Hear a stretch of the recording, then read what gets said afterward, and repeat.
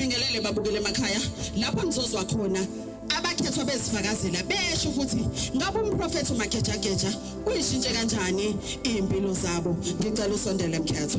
Uma wami unokubuka ke iKZN mina mangila ngoba umuntu ongasahambi kahle.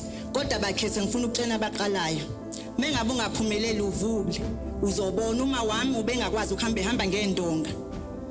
Kodwa namhlanje uyekethi umprofeti mekhuleka ku TV mina ngila. Asukume abeke isandla phezulu kwamanzi uma wami uyahamba nizombona nesidwig akakaza nyathele kodwa ngamanzi amprofeti owenza konke uma wami uyahamba ekhaya. Iphinde bakhethwa Cha kahle chaze kahle le. Uma wakhe akaza nyathele kaMprofeti.